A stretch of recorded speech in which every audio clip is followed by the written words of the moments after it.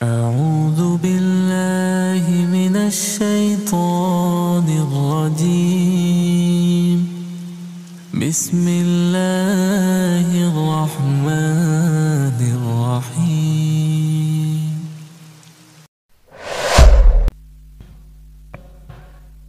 Bismillahirrahmanirrahim. Assalamualaikum warahmatullahi wabarakatuh.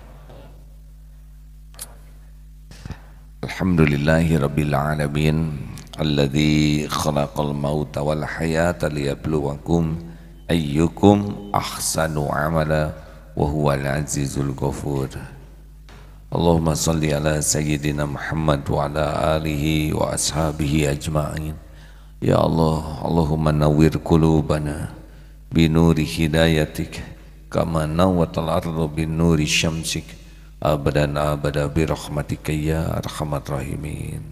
Allahumma a'inna ala zikrika wa syukrika wa husni ibadatik. Taqabbal minna ya arhamar rahimin innaka antas samiul alim. Amin ya rabbal alamin.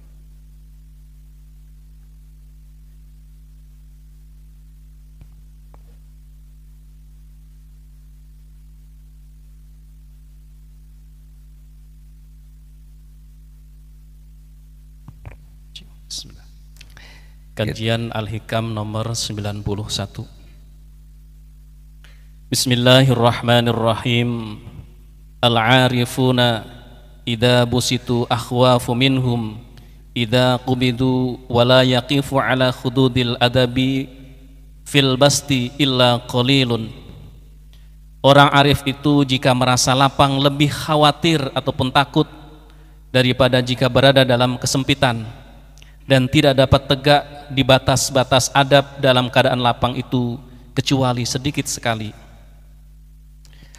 Seorang yang arif, yang mengenal Allah dengan baik, jika merasa lapang lebih khawatir,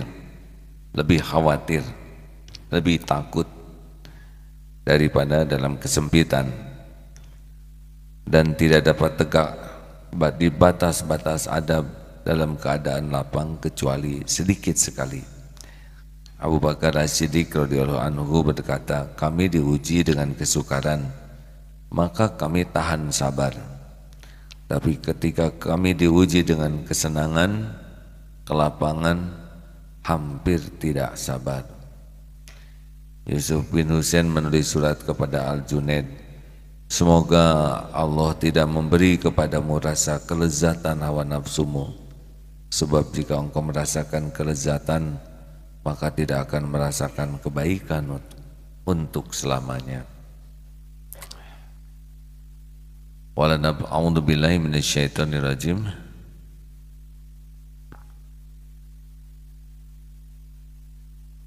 Bisyarri wal khairi fitnatan. Allah memberikan ujian kepada kita dalam keburukan dan kebaikan sebagai cobaan. Tapi kalau dalam kesenangan itu nafsu bisa berjaya. Di dalam kesenangan itu disukai nafsu. Coba mana yang lebih disukai? Dipuji atau dicaci? Tolong dijawab hadirin, yang disukai nafsu kita dipuji atau dicaci? Dipuji. Mana yang lebih nikmat bagi nafsu, tahajud atau tidur? Mana yang paling enak menurut nafsu, makan lezat atau saum? Nah, di dalam kesenangan itu nafsu tuh punya wadahnya. Jadi kalau ada kesenangan, nafsu tuh dia punya seperti dapat pupuk nafsu tuh. Oleh karena itu berat sekali ujian kesenangan dibanding dengan ujian kesulitan. Orang tidak punya uang, dia tidak beli barang-barang berharga yang tidak manfaat.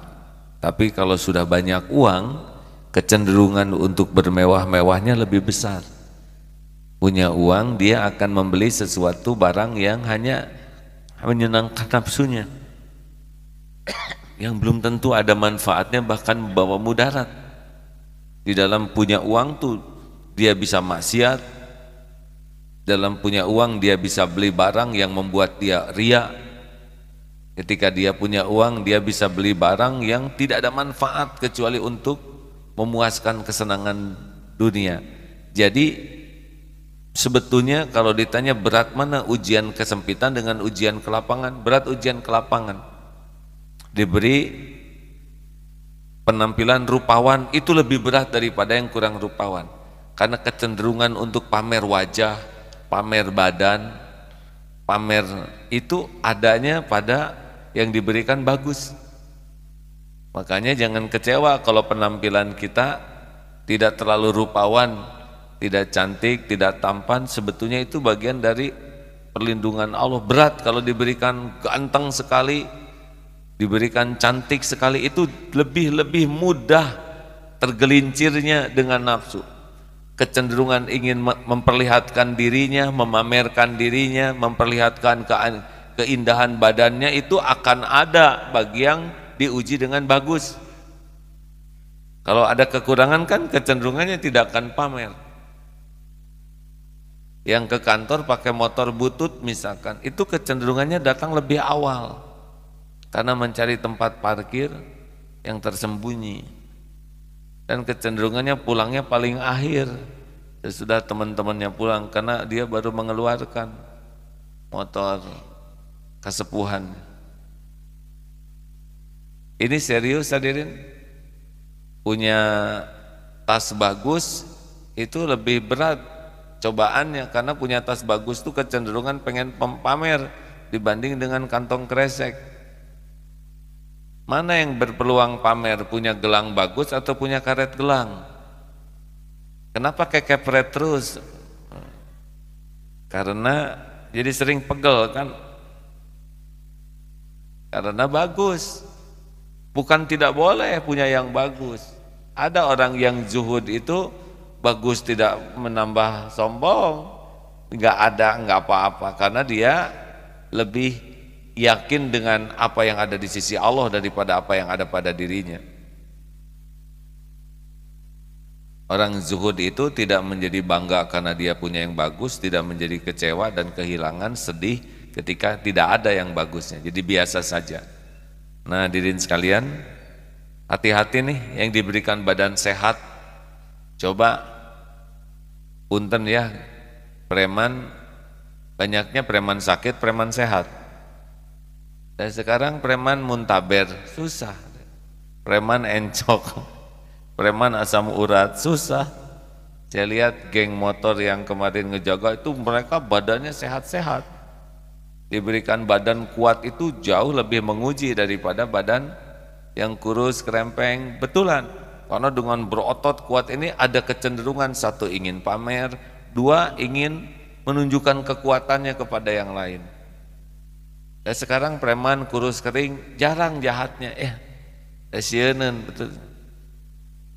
Jadi jangan merasa aman ini dengan berbagai kelapangan. Uang dibanyakan, kedudukan ditinggikan, penampilan dibaguskan, dikasih popularitas. Ini ujian yang lebih berat, bisnisnya maju. Orang yang diberikan kelapangan itu jauh lebih berat ujiannya dibanding dengan yang diberi kesulitan. Ndud dengan Isoh lumpuh dua-duanya kakak beradik. Tidak banyak keinginan, paling ingin sembuh. Tapi kita yang sehat begini, tanya keinginannya. Makin sehat, makin banyak keinginan. Inilah harus lebih diwaspadai, bahwa ujian kelapangan, ujian itu lebih berat dan sedikit yang bisa mensyukurinya.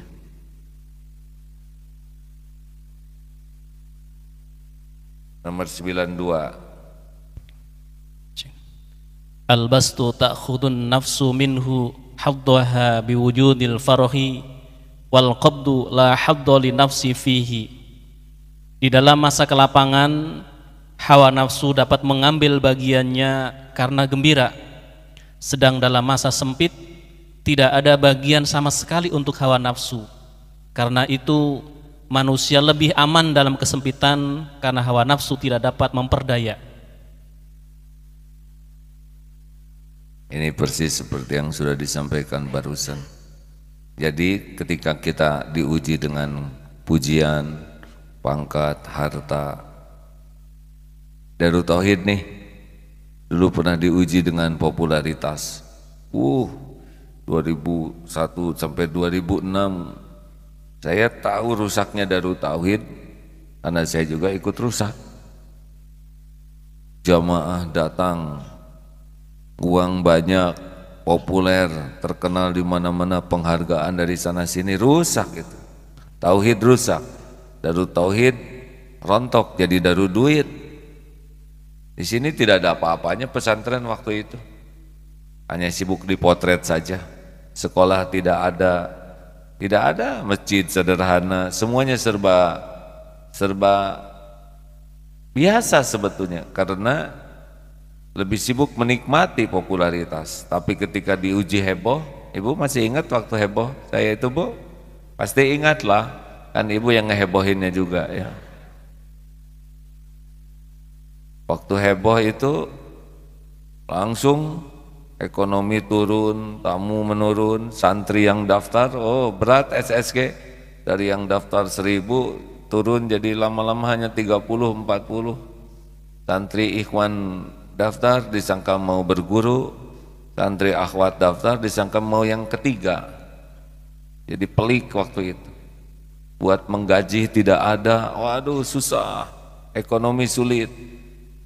Tapi saat itulah kita benar-benar bisa kembali ke Allah.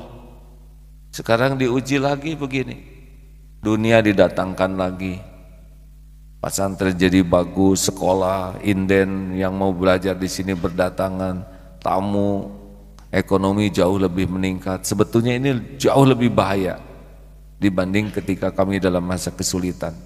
Saya juga dapat teguran dari guru karena sudah kehati-hatiannya kurang. Baru kemarin ini saya disuruh lebih banyak tafakur tentang saat-saat sulit. Karena waktu saat sulit banyak menangisi dosa, tapi saat senang sudah susah lagi menangisi dosa tuh.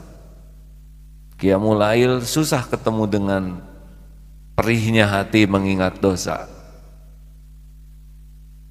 Maka ujian ini harus lebih waspada. Tolong kepada semua yang ada di Darut Tauhid ini, hati-hati nih. Bisa keras hati kita, dan ciri-cirinya keras hati itu adalah cidun, lebih mencintai dunia ini. Gampang kalau ingin lihat keras hati itu suka keluar tidak air mata tobatnya. Kalau air matanya sudah tidak bisa keluar, tahajud, istighfar, tapi datar saja, tidak ada rasanya, tidak ada kepedihan.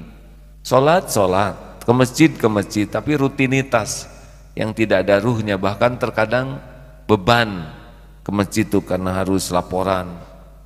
Nah, kalau sudah begini sudah jelas ciri-ciri kehilangan ruhiyah itu, ciri-ciri itu tertipu oleh kesenangan.